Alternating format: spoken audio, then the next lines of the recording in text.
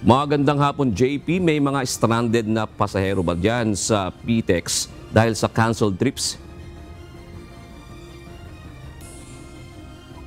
June, ayon sa pamunuan ng PTEX, kahit merong mga canceled trips, wala namang na-stranded pa na pasahero dito. Dahil yung kanilang abiso naman ay naipadala nila kanina doon sa mga pasahero dito sa PTEX at maaga nga silang nakapag-abiso doon sa mga pasahero. Kaya walang stranded ngayon kahit na merong mga canceled trip bunsod nga nitong bagyong Christine. Dalawang biyahe ng bus ang kanselado na ngayong araw, October 21, dahil sa bagyong Christine. Ito yung biyaheng Masbate City at Virac Catanduanes na mga patungong Bicol. Ang oras ng biyahe nila dapat ay kaninang alas 12:30 ng tanghali at alas 4 ng hapon. Ayon kay Jason Salvador, ang Head of Corporate Affairs at spokesperson ng PTEX, itong mga canceled trips ay yung mga bus na sasakay ng roll-on, roll-off o RORO. Dahil sa pangambang abutan sila ng malakas na alon sa dagat, mas minabuting kansilahin na lang muna ang mga biyahe.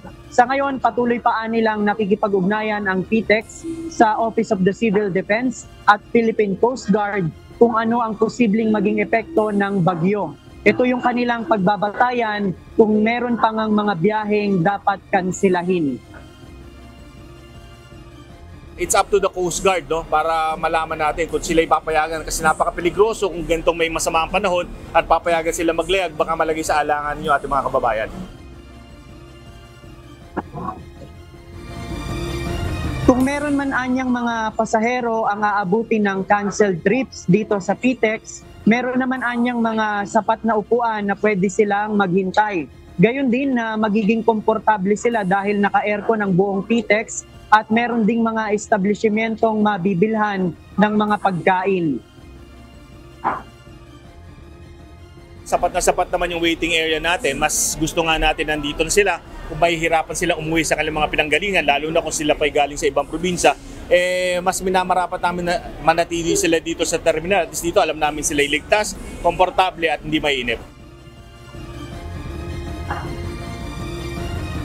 June, kanina dun sa panayam natin kay Jason Salvador, yung spokesperson nga ng PTEX, nagbigay din ng update doon sa kanilang setup sa Oplan Undas 2024. At inaasahan nga ngayong October 21 hanggang November 5 ay nasa 2.4 million mahigit yung magiging passenger count na inaasahan dito sa terminal.